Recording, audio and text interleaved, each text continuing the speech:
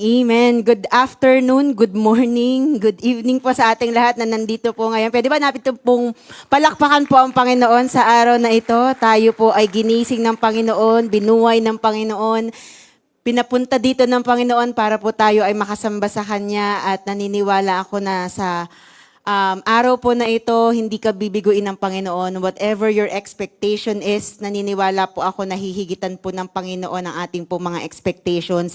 Sa ating palang pong pagsamba, pinatunayan na ng Panginoon na hindi nababaliwala ang pag-e-effort natin sa Kanya. At tayo po ay higit pang pagpapalain ng Panginoon po sa araw na ito. Sino po dito naniniwala na sa araw na ito na makaka-receive pa siya ng blessing from the Lord? Pwede po ba magsabi ng malakas na amen? Amen. Alam niyo po sa araw po na ito, I am so excited. Nasa last topic po tayo ng ating series na Mind War. Sino po dito ang naka-experience ng freedom? Habang inaaral natin tong series na ito, natututunan mo kung paano i-manage yung mga bagay na pumapasok sa isipan mo. Tama ba? Nagkakaroon ka ng victory over those thoughts na alam mo na mga defeat thoughts or mga defeat patterns, at naniniwala ako na kahit matapos itong ating series po, hindi po matatapos ang pagsama sa atin ng Panginoon sa ating pong mga ginagawa, sa ating pong mga iniisip. And I just want also to welcome everyone po na first-timer po sa lugar na ito. Pwede ba nating palakpakan po yung mga first-timers natin? Ayan. Yung mga na-invite, okay? O baka naman aksidente, akala mo may movie na. Pero okay lang yan. Naniniwala ako na pagdating sa Panginoon, wala pong aksidente.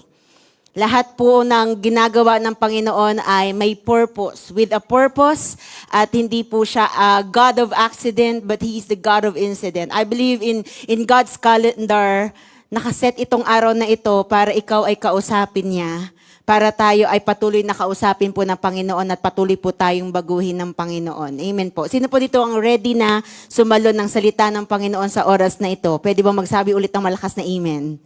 Amen. If naniniwala ako na binukas na ng Panginoon, ni-ready na ng Panginoon ang ating pong puso. Kagaya nga ng lagi nating naririnig dito, wala pong problema sa salita ng Diyos. Perfect yan, maganda yan, powerful yan. Pero minsan, yung lalagyanan ng salita, yung sisidlan, yun yung minsan nagkakaroon tayo ng problema. Yun yung ating puso.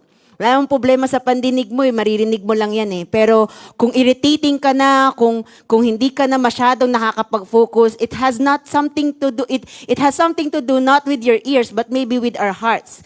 Kaya nga po yung ating pag-aawitin sa Panginoon, okay, yung mga ginagawa natin, yung pagpipray natin, yan ay pagre-ready po natin sa ating mga sarili para yung puso natin bukas pag tayo po ay nilagyan na ng Panginoon muli ng kanyang seed, ng kanyang salita. So ngayon po sa ating pong last topic, napakaganda po ng ating pag-uusapan dahil tatapusin natin ang topic na ito or ang series na ito na kung saan palalakasin pa po tayo ng Panginoon. Hindi po pwedeng matatapos ang series na ito nang wala lang.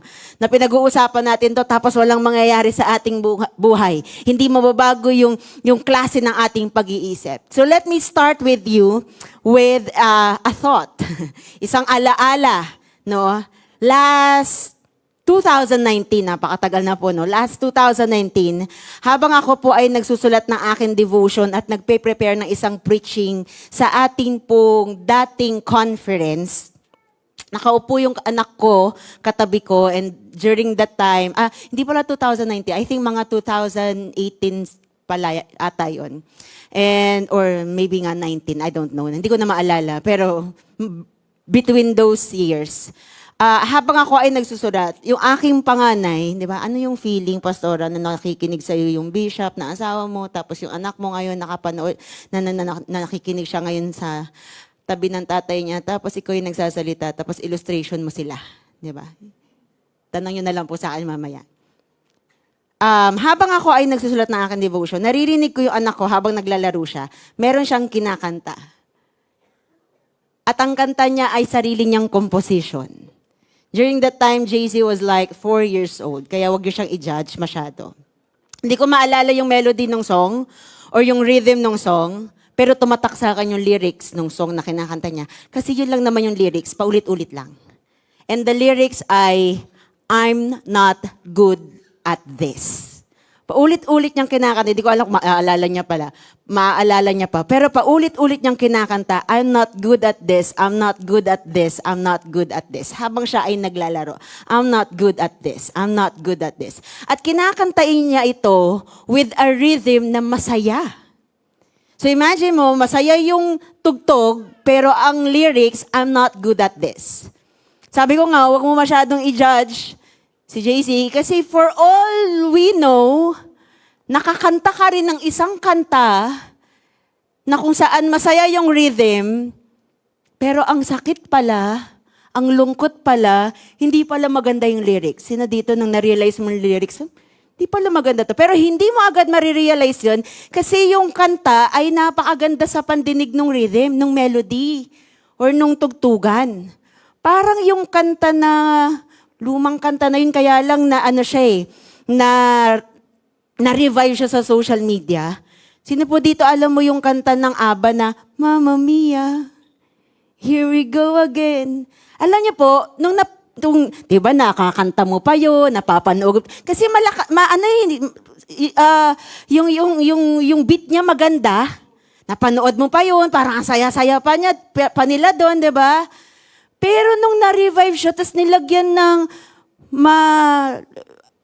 yung melody niya o yung rhythm niya ay medyo malumanay, sabi ko, ang sakit pala ng kantang ito.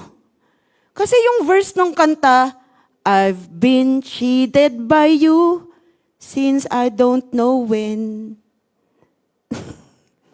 Tapos, yung chorus nun, yung Mamma Mia, ang sinasabi niya pala doon, ito na naman ako, alam ko namang sasaktan mo ako ngayon. Sasaktan mo pa rin ako, pero hindi ako makaget over sa'yo. Ayan, tayo eh. Minsan, hindi natin yung nararamdaman or nakikita agad kasi nakabalot siya sa magandang naririnig natin.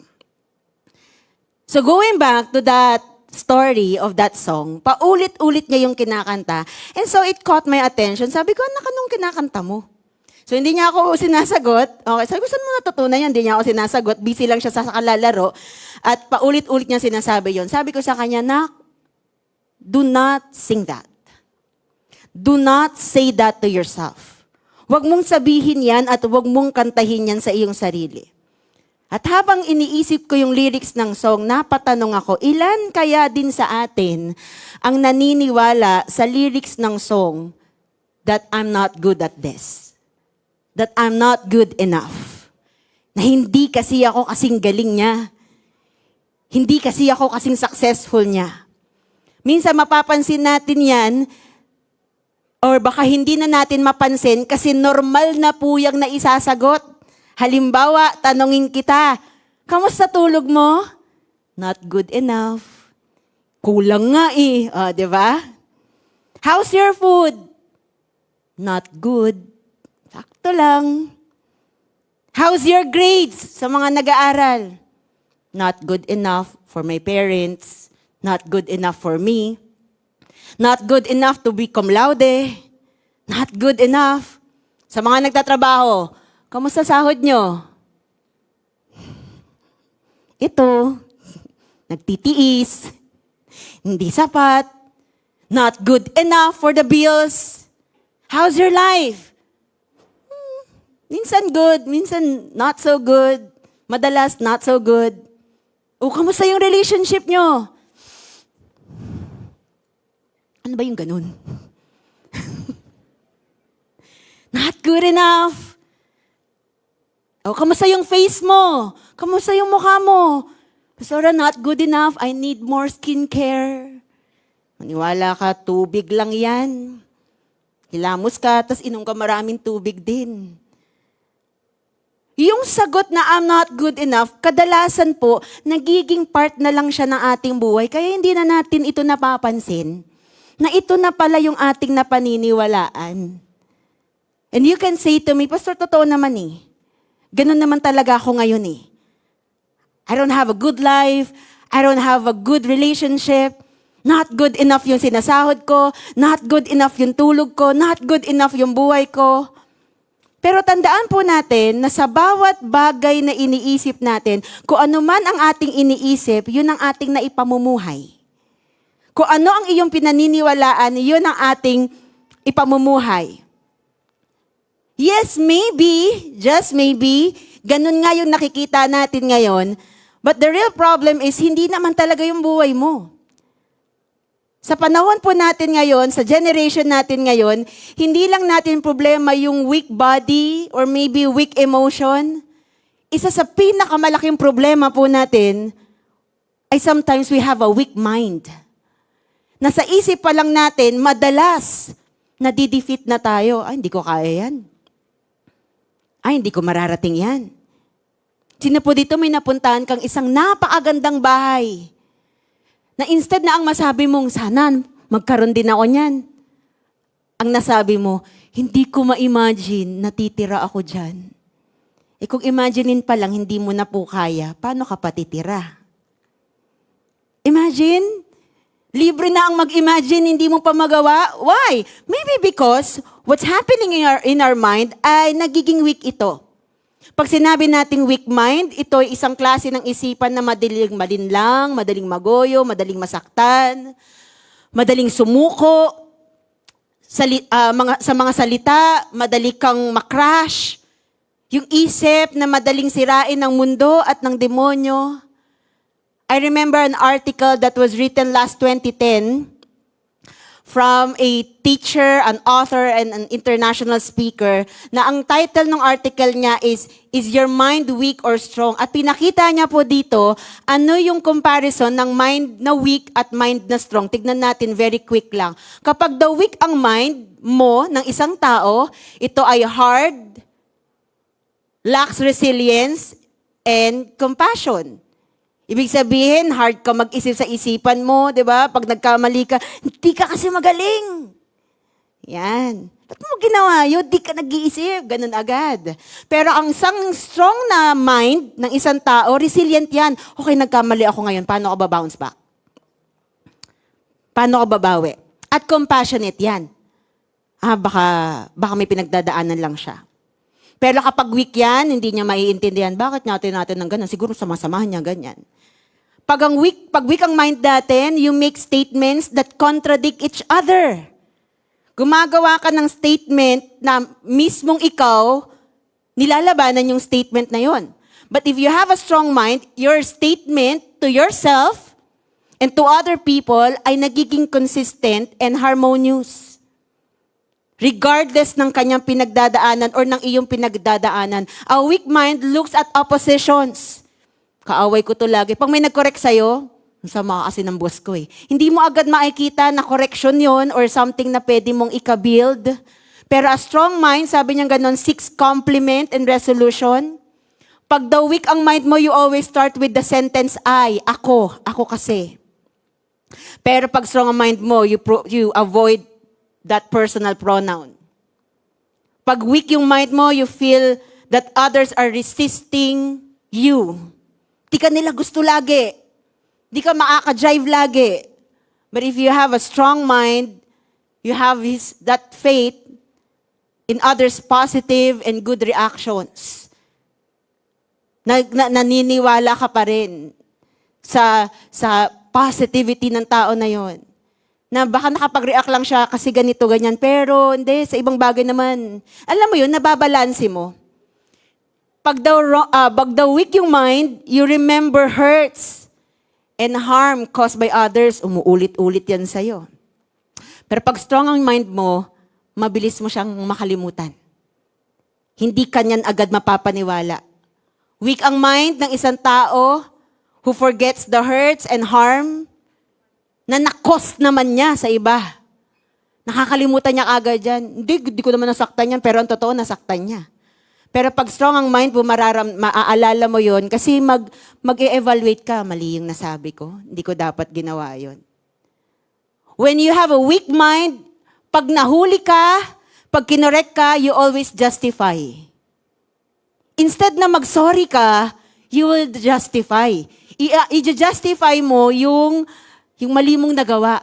Kaya ako lang naman nagawang magnakaw kasi kailangan ng kumain ng tiyan ko eh. Pero when you have a strong mind, you know how to apologize. Sige, mag-sorry ka na nga sa katabi mo, baka natapakan mo siya kanina or Wag mo na i-justify, madilim kasi. Sorry ka na lang. When you have a weak mind, you get easily fatigue or napapagod ka kagad. Isipin mo pa lang, mapagod ka na, no? Sino dito, iniisip mo pa lang yung gagawin mo bukas na mapagod ka na. Pero when you have a strong mind, nare-regenerate ka quickly. And lastly, naku, baka marami dito mag-react. Pag meron kang weak mind, suspicious ka. Tamang hinala ka lagi, girl. Kuya. But if you have a strong mind, you know how to trust. Ang mahirap dito, yung dulo, kahit kay Lord nagagawa natin yan. Pag things are not going our way, napaghihinalaan natin si Lord. Lord, di mo na siguro ako nalilinig. Lord, siguro humihina na ako sa'yo. Lord, siguro ganito. Lord, siguro hindi mo nakikita yung faith ko. We tend to be suspicious to the Lord instead of trusting Him. Kaya ang kailangan natin, Pastora, yun napansin ko, marami akong check sa weak mind na kailangan po natin magkaroon ng radical mind. A kind of mind na hindi basta-basta magugoyo at magigiba ng kaaway. But the question right now is how to have that. Paano tayo magkakaroon ng radical kind of mind na mananatiling matatag sa kalagitnaan ng mundong ito na gustong sirain lagi ang isipan mo? Sa kalagitnaan ng kaaway na walang ibang gustong i-instill kundi isipan mo. Naalala niyo po yung preaching natin last week? Kung paano dinistort na Satanas yung isipan ni Eva, di ba? Para yung word ng Panginoon sa kanya, para magawa niya na yung tama, para magawa niya na yung mali. At makalimutan niya na ang tama. Ganon ang laging gagawin ni Satanas sa atin. That is why, napaka-importante for us to have a radical mind. Buti na lang po ang Bible ay nagturo din patungkol dito. If you have your Bible with you, basahin po natin Colossians chapter 3, verses 1 to 2. And join me in our message today. Ang title po nito is Radical Mind. How to have this radical mind. Colossians chapter 3, verses 1 to 2. I'm gonna read in English Standard Version. Sabi niya, if then you have been raised with Christ, seek the things that are above, where Christ is, seated at the right hand of God. In verse 2, sabi doon, set your minds on things that are above, not on things that are on earth. So, ang radical na mind ay hindi lang po positive thinking or managing your thoughts. Ito ay klase ng isip na binabago o binago ng dahil kay Kristo. Nabago ang isipan ng dahil kay Kristo. Sabi po ni Pablo dito, sabi po ni Paul, you were raised with Christ. If then you have been raised with Christ, ano ibig sabihin nun? Ibig sabihin nun, kapag ikaw ay na kay Lord na, you have been raised with Christ, ikaw ay bago na, pati ang pag-iisip mo ay kaya niyang baguhin. Yung mga defeat patterns ng isipan natin ay kaya niyang i-erase at lagyan niya ng pattern of victory. Kaya nga sinabi niya rin in Galatians chapter 2 verse 20, sabi niya, I have been crucified with Christ and I no longer live, but Christ lives in me. When you know that Christ is living in you, alam mo na kaya niyang kontrolin pati ang isipan mo para yung mga wrong thoughts ay mawala, para yung battles within ay mapanalo natin. You know na hindi ka na mapapabagsak ng mga maling thoughts na yan. Because you have been crucified with Christ and you no longer live. Hindi na ikaw yan. Tingnan mo yung katabi mo. Hindi na siya yan. Si Christ na yan na nabubuhay sa kanya. Yun yung sinabi ng verse natin. So just in case lang, baka lang sakali lang nakakalimutan ng kasama natin ngayon, pwede mong ipaalala sa kanya na Christian na siya. Sabi mo nga, Christian ka na. Tinanggap mo si Christ as Lord and Savior, Christian ka na. Ano ibig sabihin to? Hindi ibig sabihin, one time, babaguhin ka kagad ng Panginoon, but through process of Christ, binabago niya tayo. Sino po dito masaya ka na binabago ka pa po ng Panginoon araw-araw? May bago ka ng buhay, may bago ka ng identity in the Lord. Kaya dapat bago na rin po yung mindset natin or yung klase ng pag-iisip na meron po tayo. But again, the question is how to have a radical mind according to our verse. Tignan po natin in verse 1. Sabi niya, if then you have been raised with Christ, seek the things that are above. So everyone na kung saan raised with Christ, okay, nabubuhay for the Lord, kumikilos for the Lord, sabi ni Apostle Paul, kung namumuhay ka na para sa Panginoon, ito na ang gawin mo. Seek the things that are above. Seek the things that are above. So number 1, for us to have a radical mind, napaka-importante po nito. Number 1, kailangan meron tayong radical mind seeking. Sabihin nyo nga po, mind seeking. Ang unang bahagi ng radical mind ay radical mind seeking. Yung salita po na seek dito sa Greek, ang ibig pong sabihin nito is to seek in order to find. As in talagang hanapin mo para makita mo. Hanapin mo para makita mo. Kasi ibig sabihin pala, may naghahanap pero hindi niya purpose na makita niya. Nahanap niya lang pero hindi naman niya talaga goal na makita. To search carefully.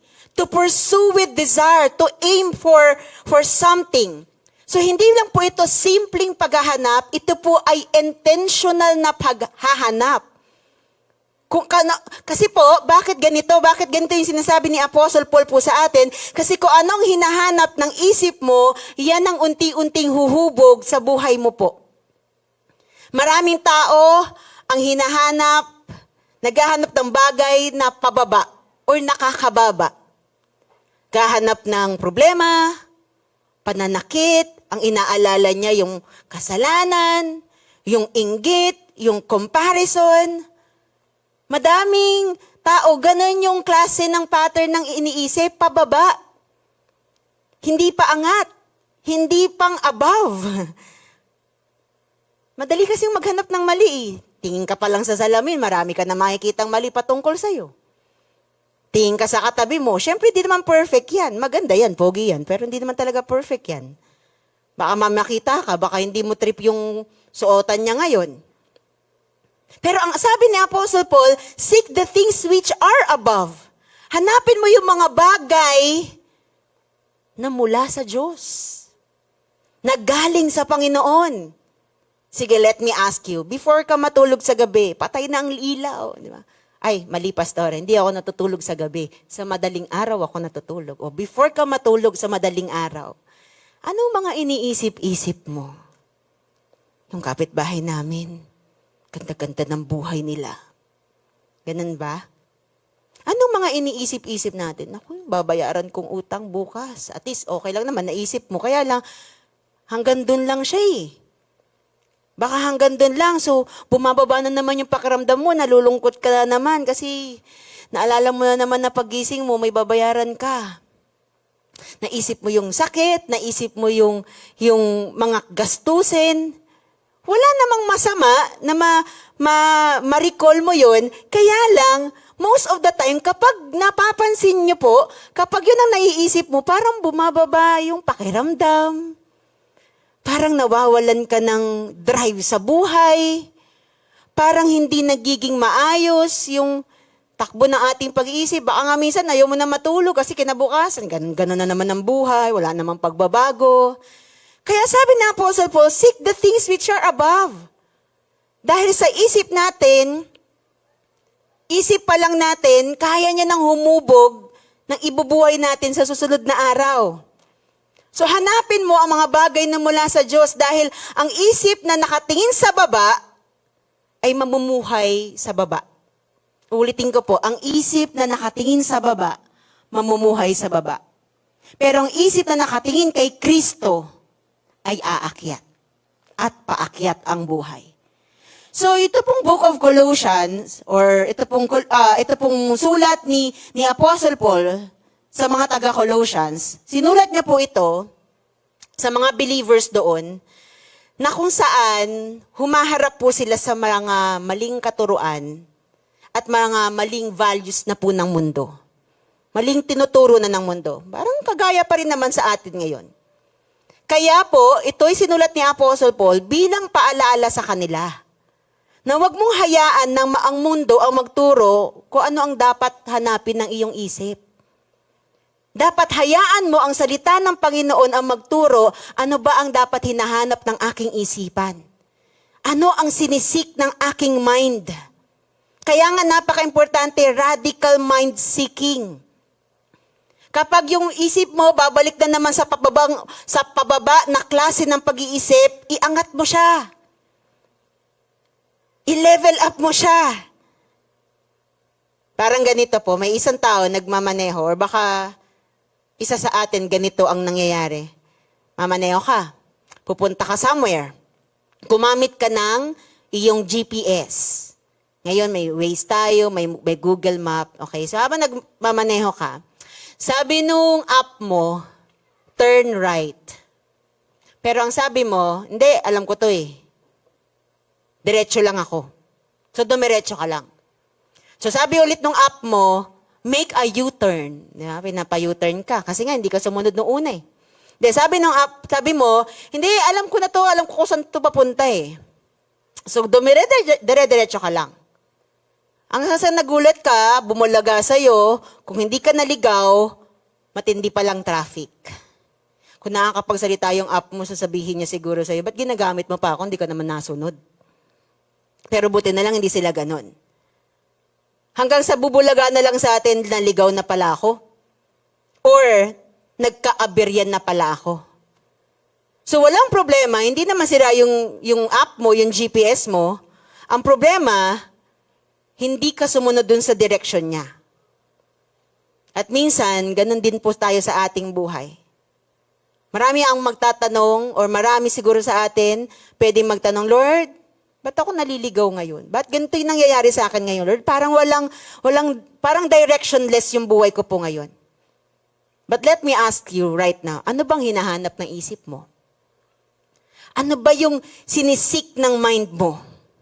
Kung ang hinahanap mo ay mundo, kung anong meron sa mundong ito, ang direction natin, pang mundo. Susundan natin kung anong trend sa mundong ito, kung anong sinasabi ng mundong ito, yun ang susundan natin. Pero kung ang hinahanap mo ay things above, si Kristo ang magiging direksyon ng iyong buhay. Kaya church, simula ngayon, pakakatandaan po natin that the mind that seeks the wrong direction will live the wrong destination. Sino po dito, tatanungin ko lang po, pwede po kayo magsabi ng amen. Sino po dito gustong pumunta ng langit? Hindi nga. Siyempre, hindi ko naman tatanong sinong gustong mauna. Marami po sa atin, o lahat tayo gusto natin pumunta sa langit. Let me ask you this. When was the last time you thought about heaven? When was the last time you thought about what's in it, in heaven? Anong feeling na nasa langit? When was the last time you thought about God? You thought about how great He is? Sa panahon na naaalala mo yung problema mo, i-divert mo yan, ang isik mo instead na problema mo. Kasi given naman na you have that problem.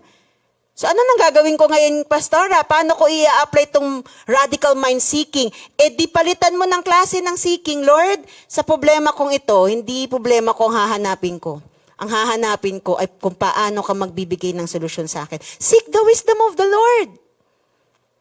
Kung ikaw ay confused po ngayon, we know that God is not the God of confusion. He is the God of direction. So don't seek that confusion. Seek the direction of the Lord. Hanapin mo yung direction ng Panginoon. Kung ikaw ay nakakaramdam ng hindi maganda ngayon sa iyong pangangatawan, huwag mo nang isik yung sick, yung sakit, yung sickness na yan. Wag na yan ang isip-isipin mo kasi nga bababa lalo yung resistensya mo, 'di ba? Lagi ko nga po 'to example eh. Hindi ka lang makahinga kasi may sipon lang. Pero minsan sa sobrang isip mo, ang iniisip mo na hindi na ako makakahinga, ako mawawala na ako sa mundong ito. Lord, yung mga anak ko, ang dami mo na agad na isip. Sabi mo sa tabi mo, sisinga lang. Bakit naman pati anak mo nadamay pa? Naisip mo kagad ang pagkawala. Ang naisip agad natin pag-give up.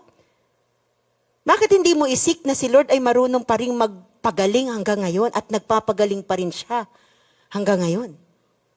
Lord, I'm in this area of my life na Lord, wala, dead end na ako. Nakaharap ako sa napakalaking wall at hindi ko na po alam, dead end na po ako. Maybe meron sa atin dito. Imbis na ang sinisik mo ay kung paano mag-give up kasi feeling mo dead end ka na.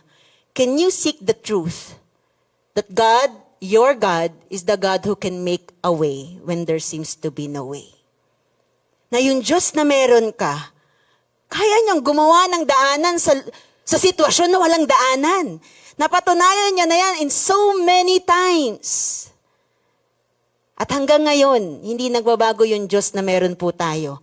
So seek the things that are above, which are above. Iisipin mo lagi kung ano ang kayang gawin ng Panginoon. Iisipin mo lagi kung gaano kabuti ang Panginoon. Imbis na naiisip mo, niloko niya ako. Masakit naman talaga yon, hindi natin i-invalidate yon. Pero instead na malugmok ka dun sa isip, pagbabang isipan na niloko ka, at sasabihin mo na naman sa sarili mong, siguro kapalit-palit ako. Kukunin mo na naman yung sinabi ng artista. Siguro pangit ako. Pababae, di ba? Siguro kasi hindi ako good enough as a jowa. Bakit hindi mo isik yung truth? Na una, you are created in the image of God. You are wonderfully and fearfully made. Amen ba doon? Sa mga akala, pangit sila. You are wonderfully and fearfully made. Tignan mo yung katabi mo. Fearfully made. Hindi. Ibig sabihin, iningatan ng Panginoon na ihulma lang yan. Tapos ginagaya mo yung mukha ng iba, iningatan nga ni Lord na yan na maging wangis mo. Instead na isipin mo na hindi ka kasi kasing galing nila, tapos i-compare mo, every time that you compare yourself to someone, you compare your life to someone's life, pababa yun. Kasi sasabihin mo, your life is not good enough. Yung ginagawa mo sa buhay mo, hindi kasi ako kasing galing niya, hindi kasi ako kasing grind niya. Lagi i-compare mo yung sarili mo sa kanya, pababa ang makikita mo sa sarili mo kasi hindi mo siya mapapantayan eh.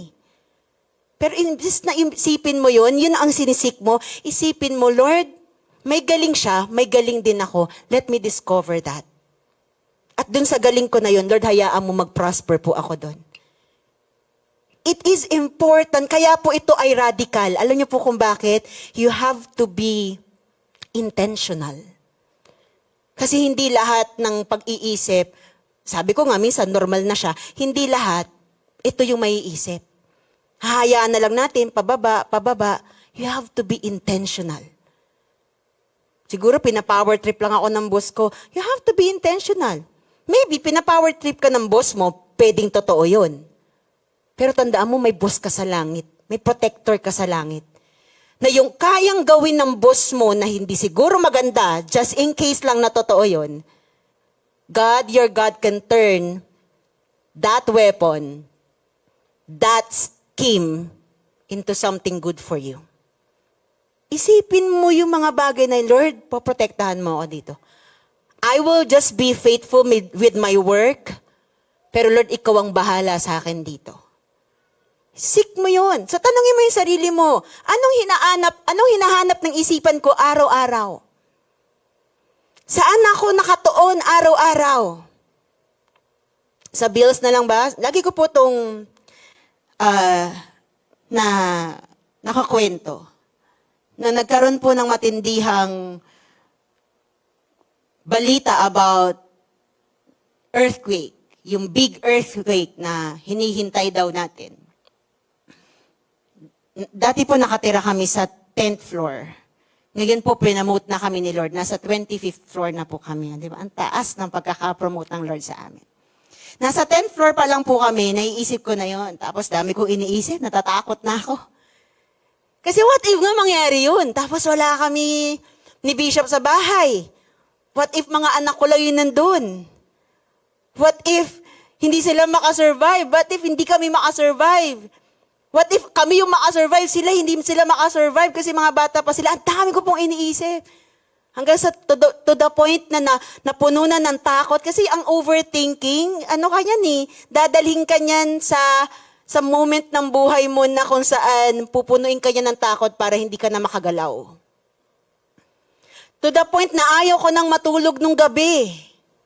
Kasi nga takot na ako. Ipibikit ko pala yung mata ko, naaalala ko na yun. Kasi yun yung sinisik ko eh. Naaalala ko na ganito, yung kamatayan, yung ganito. Alam niyo po, pinadil ko kay Lord. Sabi ko, Lord, ayoko mabuhay nang punong-puno ako ng takot. Sabi ko, Lord, i-deal mo sa akin to ngayon. So I'm seeking the Lord na, hindi na yung lindol, hindi na yung mga bagay na, I'm seeking the Lord na. Napansin niyo po yung shifting? From what's gonna happen here on earth to what God can do. So sabi ko, Lord, i-deal mo po ako. Deal mo po ako. So, usap kami ni Lord, nagpipray ako kay Lord, umiiyak ako sa Panginoon. Pinupour out ko yung sarili ko sa Panginoon. And God spoke into my heart. Hindi ko makakalimutan kasi hanggang ngayon, very, very clear sa akin yung ano ng Panginoon, yung word ng Panginoon. Kasama, nasa word din naman niya. Nasa truth niya. Sabi niya, bakit ka ba natatakot mamatay? Bakit ka ba natatakot kung mamatay kayong pamilya? Ba't ka natatakot kung mamatay ang iyong mga anak? Ba't ka natatakot mamatay? Bakit natatakot kang gumuho yung lugar na titirhan nyo? Sabi niya, ba't natatakot ka mamatay? Eh, hindi naman ito ang tunay mong tahanan. Bigla akong napaisip. Oo nga pala. I want to preserve my family. I want to preserve my kids. Siyempre, bilang nanay, bilang magulang, ayaw mo namang mapahamak talaga yung mga anak mo. Hindi naman yun ang ibig sabihin ng Panginoon, nahayaan ko lang sila. Pero sa panahon na ang isang bagay ay hindi mo na kontrolado, sino bang nakakadetect? Kahit ang pinaka-expert sa earthquake, sinabi niya na walang makakadetect kung kailan darating ang earthquake. Kaya wag kayo naniniwala doon sa mga message, July ganito, may earthquake. Minarisip ako nung nakaraan, ganun eh. Sabi ko, ang galing naman ito. Yung expert nga, sabi niya na hindi nga madetect yung earthquake eh. Madedetect niya lang yung magnitude, ganyan. Pero yung kung kailan darating, that's something out of your control. So bakit ka magpapalamon, magpapababa sa isang bagay na hindi mo naman kontrolado? Kaya sabi sa akin ng Panginoon, ba't ka ba natatakot? Bakit yun ang sinisik mo? Yung takot, yung alalahanin. Ang isik mo yung truth. Ano ba yung truth? Hindi tayo dito nakatira talaga. We are just alien in this world. Sabi ng Bible. Gandang alien ng katabi mo. Oh. Foging alien yan, di ba? This is not our residence, our real residence. Kasi ang tunay mong tahanan ay nasa langit. Yun ang tunay mong tahanan. So bakit ka matatakot? I'm not saying na hayaan mo na lang yung buhay mo dito. No, you live your life glorifying the Lord here, but your seeking should be above. Lord, I'm doing this for you. Lord, I'm doing this kasi Lord, yung ginagawa ko, alam ko may eternal impact. Lord, kung bakit kami as a church, we are a discipleship church because what we're doing right now, nagdi-disciple po kami ng mga tao, alam po namin may eternal impact to. Do the things. Mapapansin mo, when you are doing radical mind-seeking, pangtaas na isipan, patay yung gagawin mo, pantaas na din eh. Hindi ka na magpapababa, hindi ka na yung nakastay lang sa kung anong meron ang mundong ito. You're thinking about what? You're thinking about eternity. You're thinking what would impact heaven. Hindi na lang yung paano ko po susolusyonan, yung pang-araw-araw ko. Kasi nakikita mo na si Lord na ang kayang sumama sa'yo sa pang-araw-araw mo. Ngayon ang gusto ng Panginoon, anak, iangat mo naman yung isipan mo. Iangat mo naman. Sino po dito, na-i-imagine mo na ngayon na kaya kang i-promote ni Lord? Yan, ganyan. Imaginein mo pa lang. Kasi pag na-imagine mo na siya, posible na yan, naisip mo na eh. O gawa ka na lang ngayon, tapos manampalataya ka. Hanapin mo yung tama dahil maraming mag-o-offer ng mali. Maraming mag-o-offer ng mali. Sabi kanina, ang weak mind, tamang hinala, suspicious. Pastora kasi, I've been through a lot. And I understand. Kaya po ako suspicious na kasi I've been through a lot. At ayoko nang maulit yun ulit. I understand. I understand. One time, di ko alam kung sino nagtanong sa akin or kay Bishop ata yon. Natatakot ka po ba kapag nalaman mo or just in case na yung asawa mo, paano pag nalaman mo na hindi mo pala alam, niloloko ka ng asawa mo? Hirap naman. Siyempre, masakit naman yun. Hindi ko sinasabing bala lang yun, masakit naman yun. Pero nung one time, natanong ata si Bishop noon or ako ata, sabi ko, siguro ako baka, di ko alam kung anong gagawin ko eh. Hindi ko agad ma-process. Kasi parang ang hirap i-process, tama ba? Ayaw mo yun isipin eh. Pero tao lang eh. Pwedeng mangyari. Anong gagawin mo ngayon? Tinataguan ka, ginaganto ka. Alam niyo po, instead of you being suspicious, tapos nabubuhay ka na sa buhay na puro suspicion at nawawala na yung trust, bakit ba hindi natin pagpalitin? Sa mga bagay na hindi mo nakikita behind your back, trust the Lord about it. Sa mga bagay na sinasabi nila sa'yo behind your back, trust the Lord about it. Kasi sabi nga ni Bishop, nung time na tinanong siya, sabi niya, kung mangyayari man yun, hindi naman siya ang mananagot kay Lord. Ako ang mananagot kay Lord. Si Lord ang bahalang magbibigay ng judgment. So instead of you being suspicious, why don't you trust the Lord? Sabi ko nga sa isang post ko they're talking behind your back kasi yun yung posisyon niya. Nasa likod mo lang lagi sila. So trust the Lord with it. Instead, naawayin mo, mag-effort ka pa, lilingunin mo pa. Sayang. Pinag-move forward ka na ni Lord. Sinasabi ng Panginoon, tingin ka na dun. Sa goal mo, malapit ka na, huwag ka nang magpalingon-lingon pa dyan. Trust the Lord with it. Hayaan mo yung vindication ng Panginoon. That's how we do radical seeking. Hanapin mo yung kilos lagi ng Panginoon. Hanapin mo yung kaya lagi ng Panginoon na gawin. Hanapin mo yung truth lagi ng Panginoon sa bagay na iyon. And I believe in my heart, when you do that kind of seeking, iaangat ng Panginoon yung ating pag-iisip. Sasabay ang ating pamumuhay. Nakakalungkot kapag ang isang tao walang pangarap. Kaya kung wala kang pangarap, ngayon pa lang, humingi ka na, Lord, ano ang pangarap ko dapat? Kasi kung wala kang pangarap, nakakalungkot naman, ano pang titignan mo? Ano pang nanaisin po?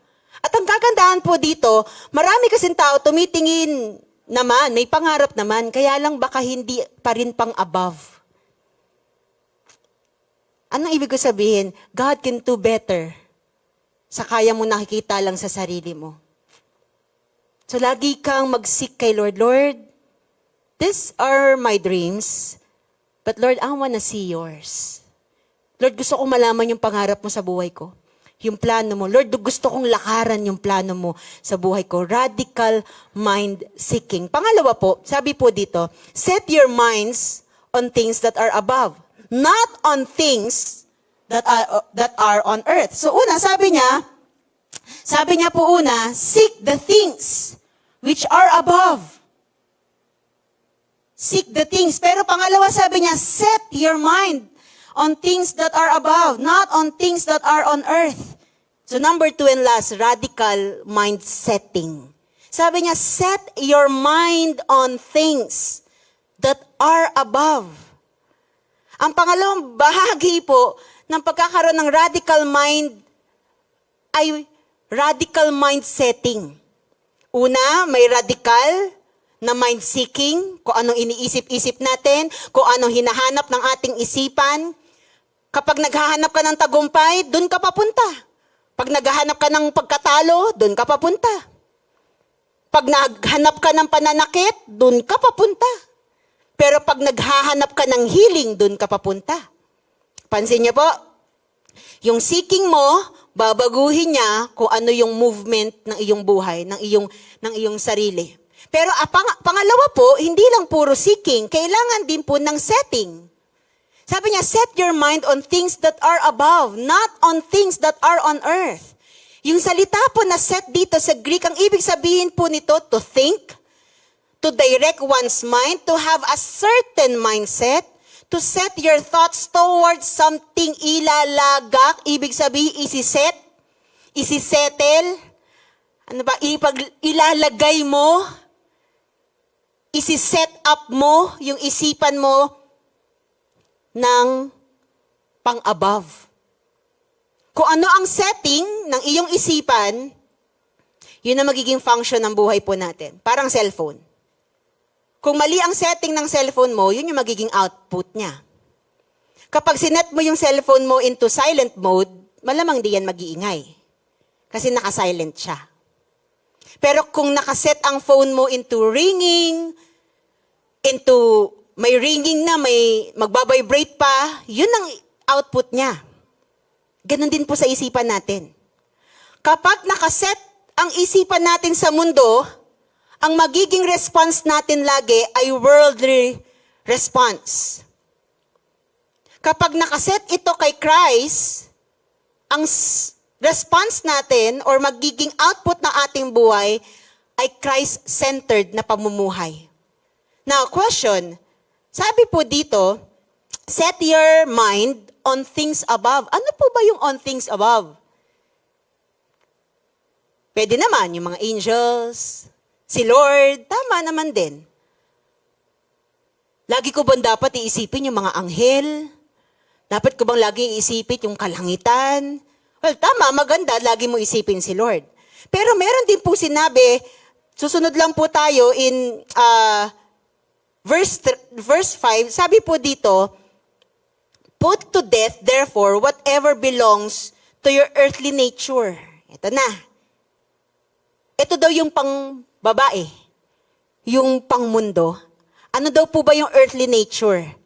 Sexual immorality, impurity, lust, evil desires, and greed, which is idolatry. So kanina, tinitignan natin, sabi niya, set your mind on things above, not on things that are on earth. Ito yung pang on earth. Ito po yung pang on earth. Ito po yung earthly nature. Sexual immorality, impurity, lust. Napansin niyo po, lately, there's a lot of things that's going on sa mga kabataan natin. Nung nakaraan, merong nahuli sa Manila, nang re-rape ng mga bata, kikidnapin niya, then re-rapen niya. Hindi naman po nagising yung isang araw, gusto ko mang-rape. Hindi po ganun yun. Bago niya gawin yun, naset muna yung mind niya sa sexual immorality, sa impurity, sa lust. Alam natin yan, hindi mo gagawin ng isang bagay agad kasi nakiisip mo lang agad-agad ngayon. Kaya mo nagagawa ang isang malaking hakbang, ang isang malaking bagay, o ang isang bagay, kaya natin nagagawa, kasi kahapon pa yan umuulit-ulit ngayon. Umuulit-ulit sa isipan mo. 3 days ago, iniisip mo magpapagupit ka, kaya mamaya magpapagupit ka na. 5 years ago, iniisip mong mag-diet. Ano na? Ay, hindi siya. 5 years ago na yung tagal na eh. Few months ago, iniisip mo mag-resign. Humihingi ka lang ng sign kay Lord. Naku, nabanggit ni Pastora, ito na ata to. Gagawa na ako ng resignation letter ko mamaya. Kasi iniisip-isip mo eh. Kunwari na lang wala si Bishop dito. Ika-4th year ng aming relationship bilang mag-boyfriend-girlfriend. Ika-3rd year. Nag-away kami. Hindi po kami perfect na tao, no? Talagang grace lang talaga ng Lord. Nagkaroon kami ng misunderstanding. Tapos sabi niya sa akin, kung ganito tayo ng ganito, mag-isip-isip na tayo.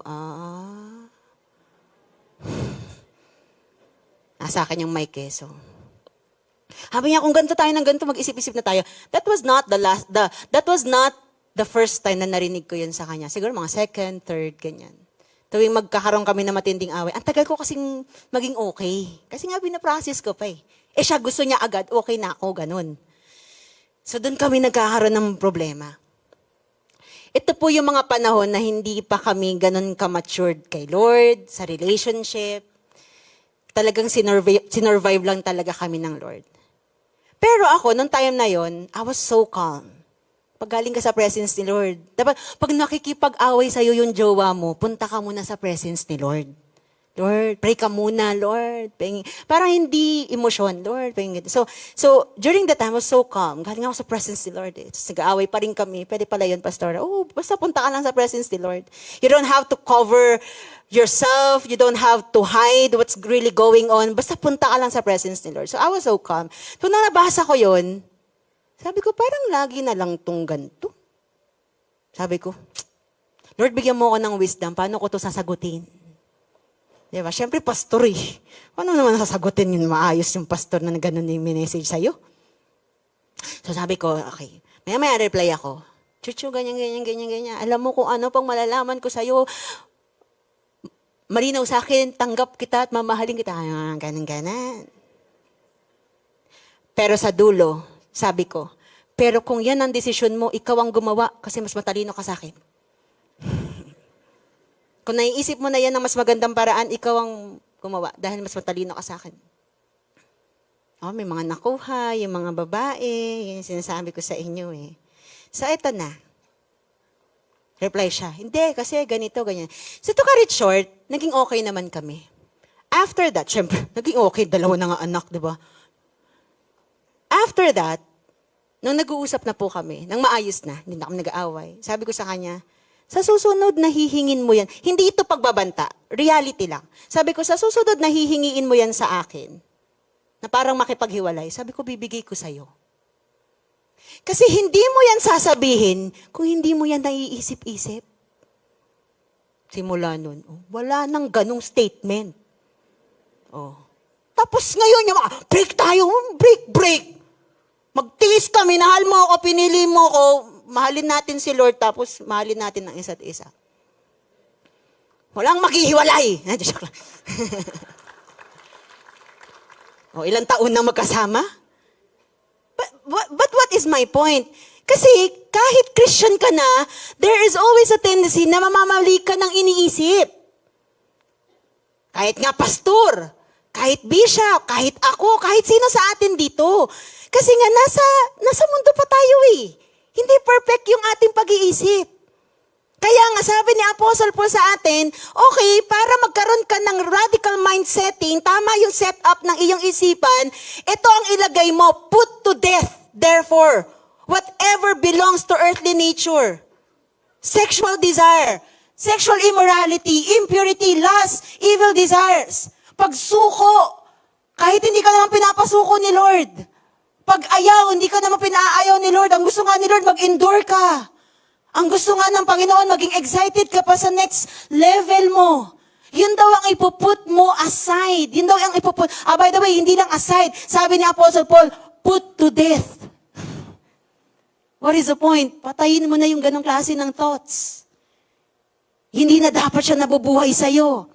Itong mga bagay na gustong kumuntol ng isipan natin. So if you're gonna put that into death, if you're gonna take away, eradicate mo yung mga bagay na yan, ano naman yung things above, Pastora? Saan ko naman ilalagay yung setup ng aking isipan? Diba pag sa gadget mo, nagtanggal ka ng mga virus. Panibagong setting yon. Yung iba nire-reboot, yung iba ginagawan talaga ng kakaibang mga setting para hindi na mapuntahan ng virus. Ito naman yung sinabi ni Apostle Paul in Philippians chapter 4 verse 8. Sabi niya, finally, brothers, whatever is true, whatever is honorable, whatever is just, whatever is pure, whatever is lovely, whatever is commendable, if there is any excellence, if there is anything worthy of praise, think about these things.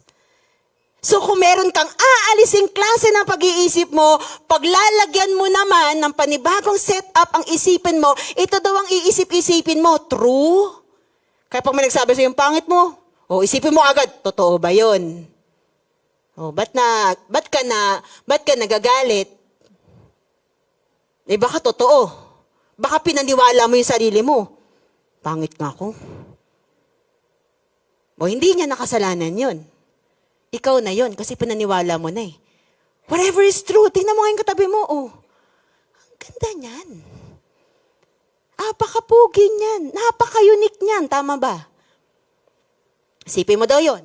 Whatever is honorable, lately, naiisip mo ba something that is honorable? Or not? Whatever is just, ibig sabihin, hindi ka gagawa or hindi mo hahayaan mag-isip ng isang bagay na makakalamang ka. Whatever is pure, kasi tinanggal mo nga yung mga immorality, so mag-isip ka ng purity. Whatever is lovely, something that is commendable. Sa mga nagtatrabaho, if there is any excellence, isipin mo daw yun para pag nagtatrabaho ka, hindi mo gagawin siya for the boss, for the money, for the bills. Gagawin mo siya, Lord, I'm gonna be excellent because you deserve it. Kasi deserve mo, Lord, yung excellent na serbisyo. Deserve mo, Lord, na yung ginagawa ko sa buhay ko ay may excellence. If there's any excellence, if there's anything worthy of praise, not worthy of worry. Kasi mas madali mong maisip yung mga bagay na nakaka-worry. Palitan mo daw yun ng setup. Worthy of praise. And sino po dito naniniwala that God is worthy of our praise? Pwede bang pumalakpak po sa oras na ito? Sabi ni Apostle Paul, think about these things. Set your mind. Hindi niya sinabing hayaan mo lang kung anong papasok sa isipan mo. Church, we have the responsibility na i-screen ang mga bagay na nangyayari sa ating isipan. Nung nakaraang life group po namin nung Monday, by the way, I do have a online life group ng Monday, just in case wala pa po kayong life group, no? At marami po sa atin dito may mga life group. Online po yung sa amin. Nasabi na na-discuss din namin doon na hindi mo naman sadya kapag may biglang pumasok na pangit na thought. Yung hindi mo naman talaga iniisip-isip yan, bigla lang pumasok, hindi mo talaga kasalanan yun. Maaaring gawa yun ng kaaway para i-tempt ka na naman na mag-isip ng kung ano-ano. Hindi mo kasalanan yun. Pero yung i-meditate mo siya, kasalanan mo na yun. Bawa, pumasok sa'yo. May ginagawa yung asawa mong mali. Bawa, ganun. Wala ka namang basis. Hindi, alam mo, hindi naman gagawin hindi naman yun yung truth. Kaya lang, tinry lang ng asawa, ng demonyo. Baka sakaling mapaniwala ka niya. Pag hindi maayos yung setup ng isipan natin, walang truth sa isipan natin, anong gagawin? Paniniwala mo na, i-meditate mo na yun. Baka kailangan ko i-check, baka kailangan ganito, baka kailangan ganyan. Wala namang masama. Kaya napaka-importante, discernment, di ba? Pero, baka dahil doon, di ka na makatulog. Di ka na makakain, di na naging normal yung kilos mo. Ibig sabihin, yung maling thought na yon, hinayaan mo na siyang ma-meditate. Parang yung kanta kanina sa lyrics, I'm not good at this. Maisip mo yon, pwede naman. But you have to screen it. Pag nakita mong walang truth dito, remove. Tanggalin. Huwag panatiliin. Ulitin ko po, may responsibility po tayo sa mga bagay na i-meditate po natin. Kaya the Bible said na instead of the things here on earth ang i-meditate mo, the Bible said in Joshua 1:8, do not let this book of the law depart from your mouth. Ano yon? Salita ng Diyos. Meditate on it day and night. And you will be prosperous. And to do, that you will be able to do everything that's written in it. Sabi nga doon ng Joshua 1:8, and you will be prosperous and successful. So yun daw ang iisipin, yun ang i-meditate. Dahil ang isipan nga natin ay battlefield. Sino po dito nakaabot ka nung panahon na radyo pa lang? Pastor, hindi ko na po alam yan. Wow. Di ba dati, Pinipihit pa yan ng mga lolo't lola nyo. Yung radyo, bakit? Kasi kailangan maayos yung signal para nang sa ganon, marinig ng maayos yung kanta o yung balita. Pinipihit-pihit, siniset up. Ganon din pong isipan. Pihit-pihitin mo rin minsan-minsan. Pihitin mo siya, dapat ang naaalala niya at ang iniisip niya salita ng Lord. May wisdom, may direksyon. Pero kapag ang isip natin nakatune sa mundo, mas maririnig na natin ang ingay ng mundo, mas paniniwalaan na natin ang ingay ng mundo kaysa sa faith na meron ka. Anong mangyayari ngayon? Yung faith mo mapapalitan ng fear. Pero pag pinihit mo siya sa salita ng Diyos, yung fear mo mapapalitan ng faith. Yung lakas ng opinion ng tao, pag pinihit mo siya sa Panginoon, ang ating isipan, sinet up mo siya sa isipan, yung lakas ng opinion ng tao magiging mahina, mas magiging malakas salita ng Panginoon sa ating pong buhay. Kaya sabi ni Apostle Paul, set your mind on things above. Dahil kung hindi mo isiset ang isip mo kay Kristo, may ibang magsiset nito para sa'yo. Mundo, opinion ng tao, tukso, kasinungalingan ng kaaway. Church, remember this, a mind that is not set on Christ will be set by something else. Kaya simula ngayon kapatid, i-fix mo ang isipan mo sa tama, sa truth. Huwag mo hayaang sirain ng isang tao, ng isang isipan, yung napakagandang binubuo sa iyo ng Panginoon. Minsan, isang maling salita lang, isang maling relationship lang, isang maling desire lang, nagbabago yung direksyon ng isipan po natin. So huwag mong hayaan na ginugulo ng kung sino man ang isipan na yan. Pangalagaan mo to. Dahil itong bagay na ito, yung isipan natin, yan ang magko-command sa mga gagawin po natin. So set your mind, fix your mind, and focus your mind on Christ. As I end this, sabi po, kanina nasa Colossians 1, 2 tayo, tumalon tayo ng verse 5. I'm gonna end in verse 4. Sabi niya, when Christ, who is your life, appears, then you also will appear with Him in glory. Napakaganda po ng verse na to as I end. Sabi niya, when Christ, who is your life, sabihin niyo nga po, your life. Hindi lang si Kristo ay bahagi ng buhay mo. Sino po ang kanyang kinakausap dito, mga mananampalataya? Mga followers na ng Panginoon. Pinapaalala niya na si Christ ay hindi na lang part ng buhay mo. Si Christ ay buhay mo. He is your life. At ang future mo ay konektado kung saan nakatingin ang isip mo. Kung saan mo nakikita yung buhay mo. Kanino mo nakikita ang buhay mo. Kapag nakikita mo ang buhay mo para lang sa mundong ito, mamumuhay ka lang para sa mundong ito. Pero hindi ka pang dito lang. Pang eternity ka, kapatid. Hanggang pang langit, dapat. Christ died for us already. Para marating natin kung nasaan na siya ngayon. Hinihintay tayo. Hinihintay natin yung pagbabalik niya. Bakit pag ginawa ng Panginoon yun kung panglupa lang din naman tayo? Therefore, you're not gonna stay here. At ayaw ni Lord na magstay ka dito. Ang mundong ito ay guguho, mawawala. The Bible said it. Kaya wag ka na magtaka kung powers ng powers sa mundo. Kasi nga, pasira naman talaga ang mundo. Masisira kasi ito. Because this is not your final destination. This is not your home. Kaya gusto ng Panginoon na maalala mo, ay hindi lang ang buhay mo dito, kundi kailangan nakalagak ang buhay mo sa pang-eternity. There was one preaching na sabi ko doon, church, ang goal, eternal life. Yan ang goal. Your goal is not just to get the achievements of this world, although pwede naman at okay naman. But that's not just the goal. The goal is langit. Ano man ang mangyari dito sa mundo, ang goal natin, kapatid, langit. Ang gagawin natin, pang langit. Ang ikikilos natin, papuntang langit. Ang sa ganon, Hindi nakaset ang isipan mo sa mundong ito. Pag gumuho ang mundong ito, dito ka nakaset, guguho ka din. Dapat kay Lord nakaset. Dapat si Lord ang nasisik ng isipan na ito. Kaya simula ngayon, ang direksyon dapat ng isipan mo, ang meron dapat sa isipan mo, Christ above, Christ first, Christ always. Kasi kung nasaan si Christ, doon ka rin papunta.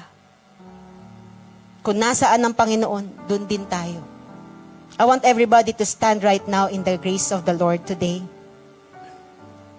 And as we end this series, meron tayong mga itatapon, mga bagay na hindi na bagay sa ating isipan. At meron tayong mga tatanggapin sa Panginoon ngayon. Ulitin ko, church, hindi ka lang pang dito, hindi ka lang pang mundo. Tama, gusto ni Lord, galingan mo sa mundong ito habang nabubuhay ka. But this is not your goal. The goal is to be with Him. Amen po ba? The goal is to be with our Father. Can you imagine that? Na-imagine mo na ba yun? Na yung Diyos na hindi mo nakikita dito, pero nag-worship ka, pinapalakpakan mo siya, sinusunod mo siya, darating yung time, makakasama mo na talaga siya. Iba yun, kapatid. Wala nang masihigit pa sa pangarap na yun. Yung makapunta tayo kung nasaan ang Panginoon.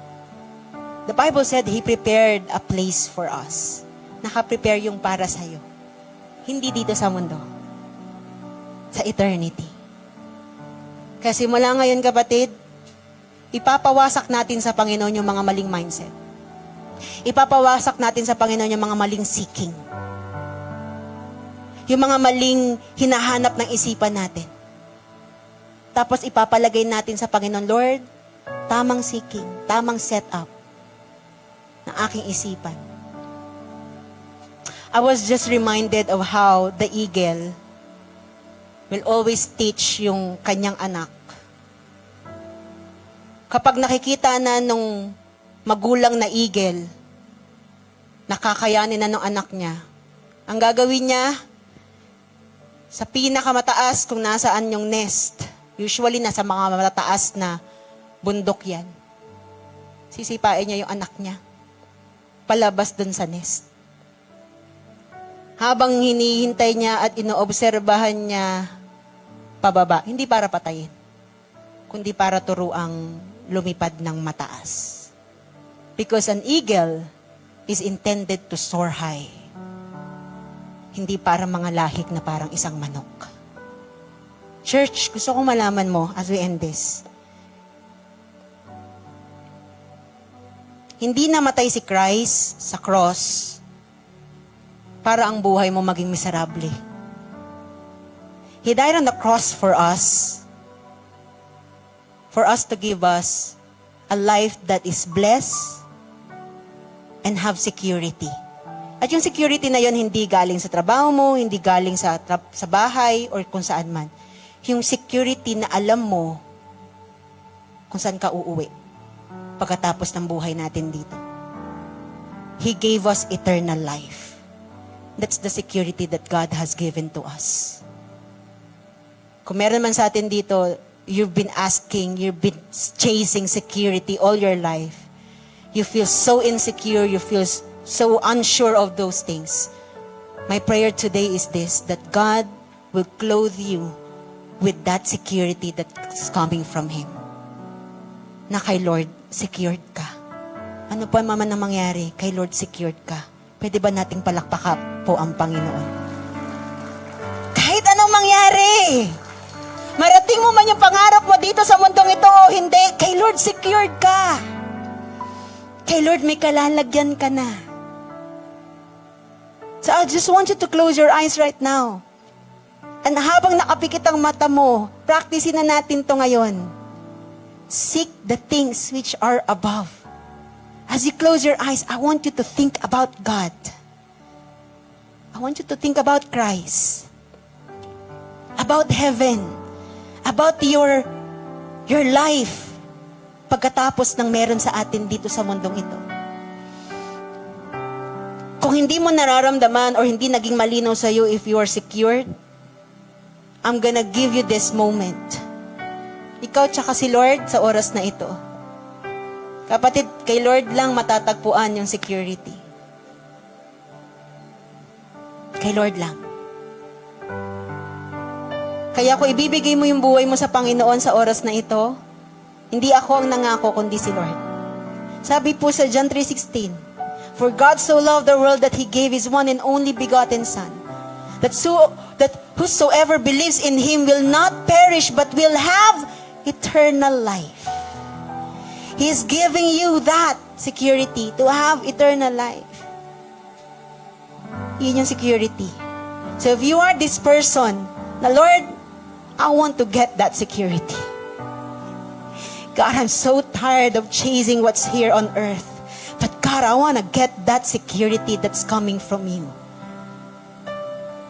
Hindi para maghayahay sa mundong ito, kundi para, Panginoon, makita ko at matutunan ko na ano pa man ang meron sa mundong ito, Lord, hindi ito ang destination ko, God.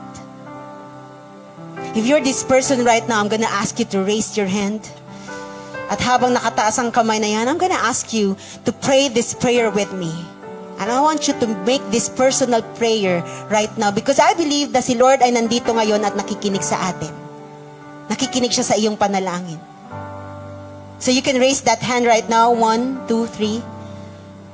At habang nakataas ang kamay na yan, sabihin mo sa Panginoon, Lord Jesus, I come before you. I know I'm a sinner. But I believe that you are my Lord and you are my Savior. Today, I accept you in my life. Forgive me. Cleanse me. Love me. In Jesus' name I pray. Amen. Matagal na panahon pinaniwala ka na pang-impyerno ka. But right now, God is changing that seeking and setup of your mind. Because the Bible said in John 1:12, sino man daw ang tumanggap sa Kanya at manampalataya sa Kanya, bibigyan niya ng karapatang maging anak ng Diyos. Kapatid, walang anak ng Diyos na pupunta sa impyerno. Panglangit ka. Residente ka ng langit. Ang tatay mo, ang Diyos. He has given you the right to become a child of God. Kaya this is not about religion. It's about your relationship with God.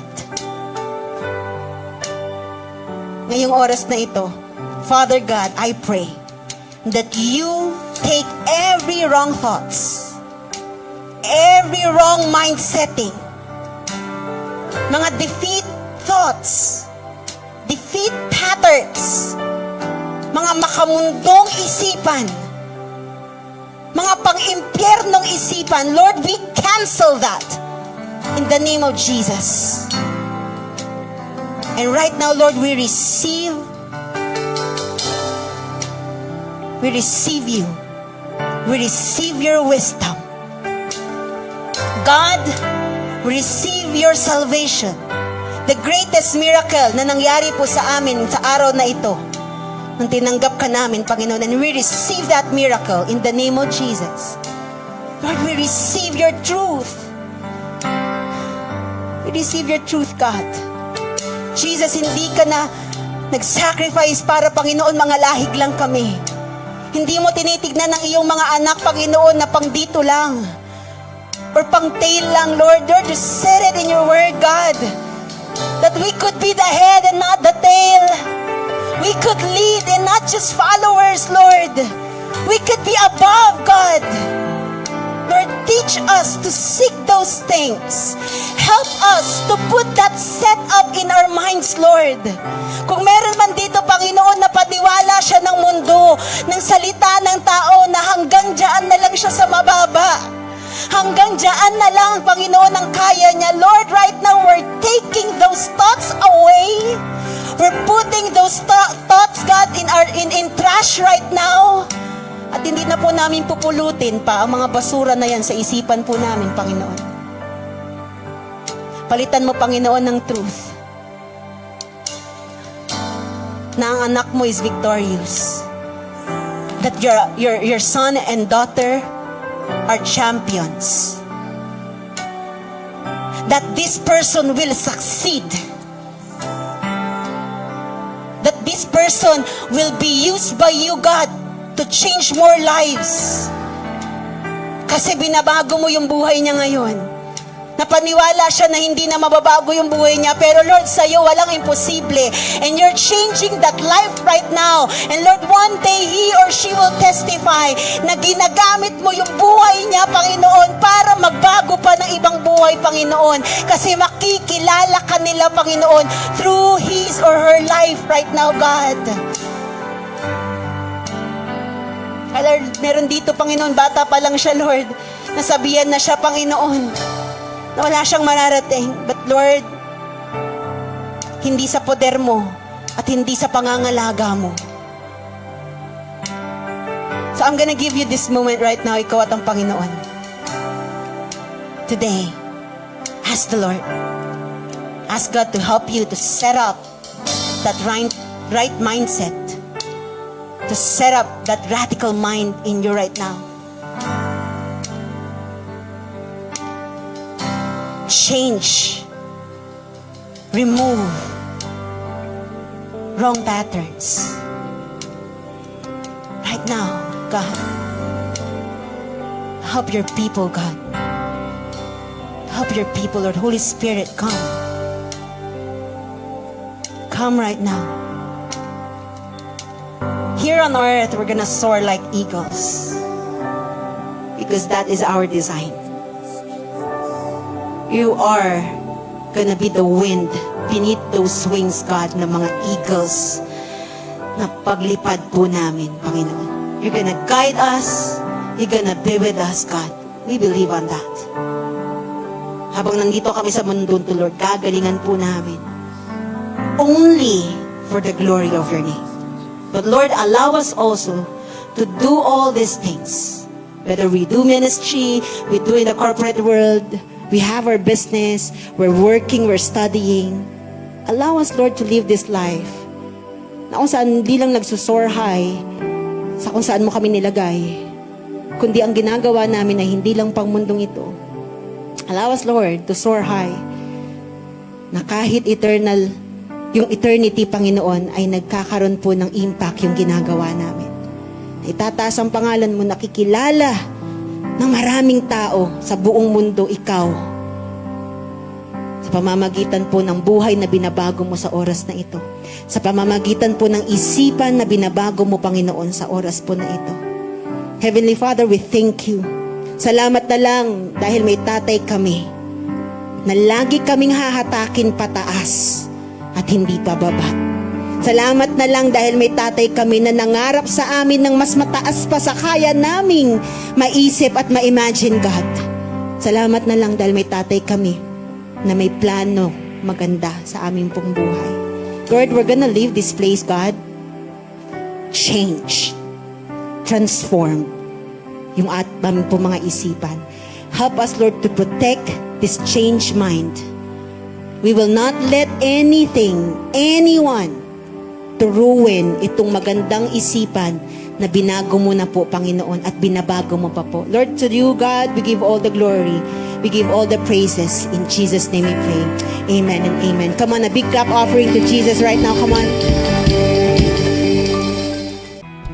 Maraming salamat sa panonood ng Amazing Hope Church YouTube channel today. Kung na-encourage ka sa mensaheng ito, don't forget to subscribe sa aming YouTube channel at i-click ang notification bell para hindi mo ma-miss ang aming live services, Bible discussions at mga bagong messages. Gusto rin naming marinig ang iyong story. Mag-iwan ka ng comment sa ibaba at sabihin sa amin kung saan ka nanonood, kung ano yung nangusap sa puso mo ngayon at paano ka namin may papanalangin. At kung nais mong suportahan ang ministring ito, maaari mong i-click ang give button. Ang iyong suporta ay makakatulong sa patuloy na pagpapalaganap ng Ebanghelyo at pag-abot sa mas maraming tao sa buong mundo sa pamamagitan ng pag-ibig ni Kristo. God bless you and we'll see you in our next video.